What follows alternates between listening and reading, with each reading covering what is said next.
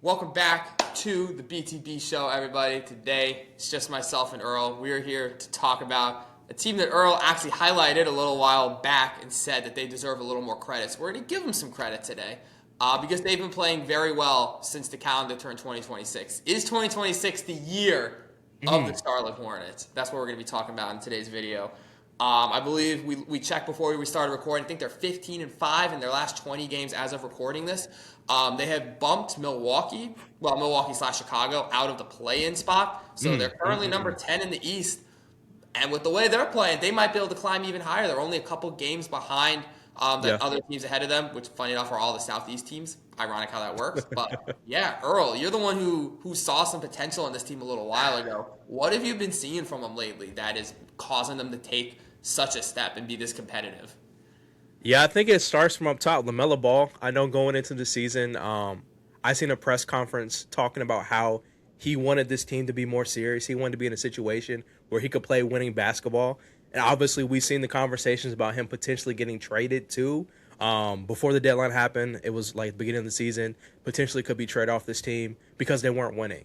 And I think once he kind of realized the potential in this team, the guys he had in-house, Con Knipple, one of the biggest reasons, I think, to extend his success, I think he just bought into it. Like, we see him taking on more of a leadership role, and that includes passing the ball more. Like, we've seen the clips of LaMelo Ball taking like 30 shots a game, 32 shots last season, like crazy, inefficient games. And this year, I'm seeing him kind of ease into his role a little bit better. He did have his moments early on to the season where it didn't look that great, but now it's just the chemistry is there. Like, I watch a lot of these Hornets games, and he's actively looking for guys like Brandon Miller and Con Knipple to get them open. Like, and he's very aware of like what guys have to get hot going on. Diabate being one of those guys as well. Offensively, you can run him in a pick and roll action, throw the ball at the rim, easy score. Exactly. But for me, it's just impressive. Another stat we'll bring up too is since January, the most threes made in 2026, the top three guys: number one, LaMelo Ball at 99. Number two, Con Knipple at 92, who, a.k.a. just broke the rookie record for threes in the season. He's now just adding on to it, so it's his record to extend moving forward. And then Brandon Miller at 90. Me and Max were kind of talking off screen as well. I think the biggest improvement here for us is Brandon Miller. He's a guy I felt like was a really big volume shooter. Great offensive talent as well. He's been compared to Paul George. That was his player comp going into the NBA. I didn't really see it a lot. Like, I seen little flashes of it, but now that I see the way he plays, the way he's able to extend plays, his handle, his three-point shots, the way he can get to the rim and dunk on people as well, I think he's just becoming more of a complete player. And I think this is kind of showcases the new era of the NBA. I made a joke last week that there's no more like, I can turn on the TV and watch any team in the NBA now. Like, it's so much talent in the NBA. It's hard to find it, except for the Kings. I'm sorry.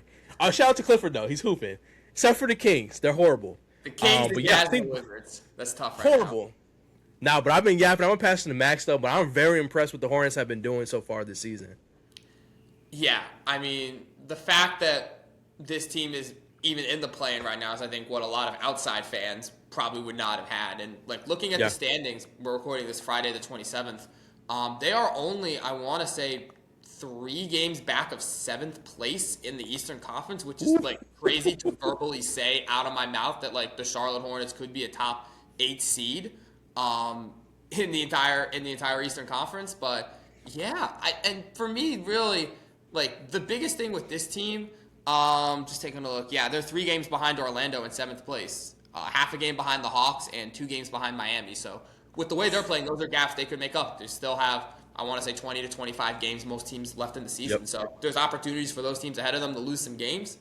Also, a lot of opportunities for Charlotte to win, especially when you got those teams out there like the Sacramentos and the Washingtons. I don't know how many games against those teams they have, but if they have a good amount of games, they can make that ground up. But the most impressive thing to me is the fact that they're really doing it by committee more than I thought would be possible. Because coming into the season, and this has been the case for the last few years, it really has been kind of LaMelo Ball and the gang when it comes to the Hornets. Like, he has been kind of their lone core bright spot. And I don't want to take away from Brandon Miller because in the time he has had since his rookie season, he has shown a lot of flashes. But we haven't seen the kind of full season consistency and improvement from him that, would have made us put him on the same level as a LaMelo Ball at the time. Yeah. But this year, they actually have, if my math is correct, they have had 21 different players suit up for this Hornets team. 21 players, and there's still 2 months left in the regular season. Well, maybe not a month and a half, but 21 players have suited up for them, and they've all played at least 5 games, which is even crazier. It's not like they just have some random G League two-way guys step in and like play, 2 games here, 1 game here. Like, they have legitimately had a bunch of different guys come in and contribute. And beyond the big 3, obviously the LaMelo, Brandon Miller, Colin Knippel, they're getting the attention, but it's the other guys that are making an impact for this team. It's the guys like Ryan Kalkbrenner. I think he's been a really nice find for them in the draft this year. Bringing in Kobe White, he's been all right in the few games that that he's played for them so far. You got guys like Moussa Diabate, who looked promising early on last year, but I think kind of fell off the more the season went on. He's putting together a full campaign this year. When he's not trying to fight Jalen Duren, he looks really good. Like, he looks like a legitimate starting center in the league. They've got Grant Williams coming back from injury. They've had Pat Connaughton play games, Josh Green play games, Sion James as well. That's another younger player. It seems like he could play NBA minutes. So if you would have told me, first of all, if you would have told me that the Hornets would be in the play-in, I would have told you that's not possible. But if you had convinced me that was the case, I would have said, okay, LaMelo Ball is having an MVP level season, but he's really not. I'm not trying to hate on LaMelo, but he wasn't an all-star this year, and I don't think that was a snub really. He's not really having a super standout season. He's just getting a lot of help that he never usually has. Yeah, I agree with you there. And then I'll bring up Kobe White as well.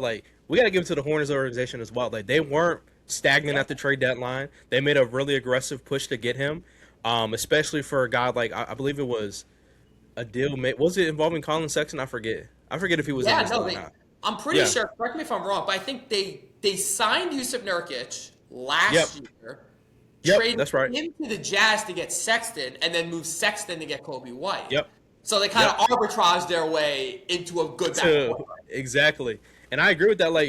I think Sexton was great at times for them, but I think Kobe White, future-wise, is just a better fit. He's only 25 years old. He fits his young culture. And coming off the bench, you don't have as much of a drop-off from that second unit. Kobe White obviously showcased he can control the narrative of the Bulls. I mean, he was averaging 18 and looks like 5, shooting almost 36% from 3 when he was playing for the Bulls. So bringing that off your bench from a starting perspective, I think was a free upgrade. You basically got a starting point guard to come off the bench, run the second unit, and then I'm gonna praise Khan for a minute. That kid is so incredible.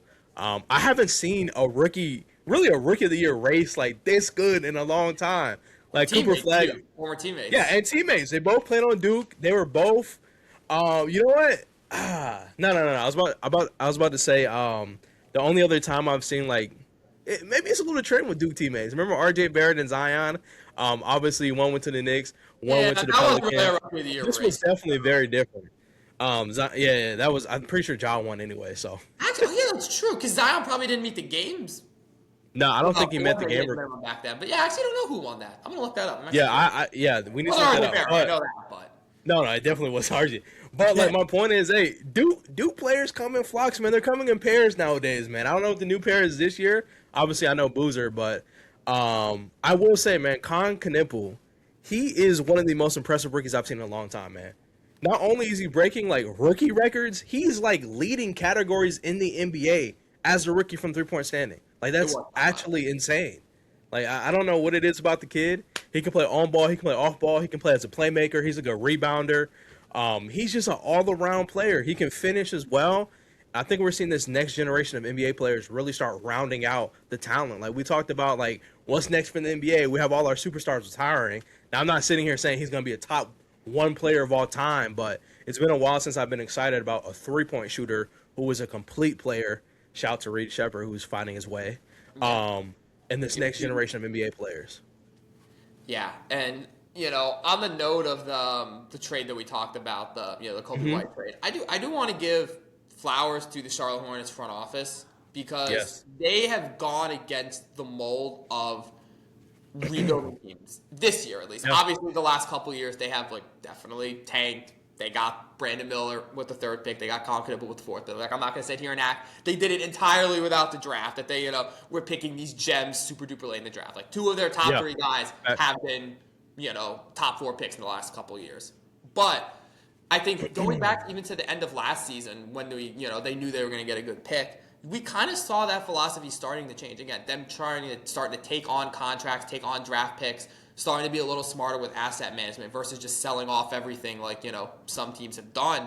they started building, and I think that Nurkic trade really went under the radar because it enabled them to get Sexton, which now enables them to get Kobe White. We see the fruit, they're bearing fruit of that. And this deadline, again, being able to go get Kobe White, being able to not, being like, we're not going to trade LaMelo Ball, we're going to keep him in house. We're not trading Miles Bridges, we're going to keep him in house. Like, they're building up a talent pool there, and in a league where now Adam Silver's cracking down on Utah and Washington and having all these guys with season-ending surgeries. The Hornets looked at the Eastern Conference and was like, we can be better than the Bucks. Yes. Like, we can be better than the Bulls. Like, if we can make a play-in, we're going to do that. And I think we're seeing the value of that because we're not, with all due respect, like, we're not talking about Keyshawn George right now. We're not talking about Isaiah Collier and Walter Clayton and, Maxine Reynaud. The narrative right now in the NBA is about Colin Knippel, LaMelo Ball, Brandon Miller, Bridges, Kalkbrenner. Like, that whole team is getting more media attention than I can remember. More positive media attention, I should say. More media attention for good competitive basketball than, like, I can remember since the Kemba Walker days. And even then, probably more than that because people didn't expect it from this team. So I honestly hope that they get rewarded because I would say that they're doing things the right way right now and trying to be competitive, even if it does mean a 9 or 10 seed and just a play-in loss or, getting to the 8 seed and getting first-round swept. They're trying to do it the right way. And I do think there is a good amount of value in that. So I would love to see them get rewarded and end up making the playoffs. I think that'd be a great story, and it would do a lot for their franchise. Like, all of a sudden, Charlotte becomes one of the more interesting young teams in the NBA, and who knows, maybe you're able to get a decent free agent there this offseason, Someone all it took was to get rid of Michael Jordan, and your problems are solved. Hey, that's a different conversation. The only reason I say that, though, Max, the one mistake, I'll give them this, drafted well, incredible the last couple of seasons. The 1 year that could have set them apart was actually last draft. Obviously, we know they selected TJ Salone. Great player, I think. Well, okay player. But, man, oh, man, when I look at who went right after him, Donovan Clingan. That team could. If you take Donovan Clingan, it would be an upgrade. If you took Donovan Clingan now, obviously they already knew about the Mark Williams injury history. That was way before. He got drafted 2 seasons before that, so you already knew about his problems and potentially finding that replacement. Well, it was right there in your face. So, that's the biggest what if. It's always fun to do what ifs for sure. But, man, you had a lineup of LaMelo Ball, Con, Brandon Miller, Miles Bridges, and Donovan Clingan. That moves me.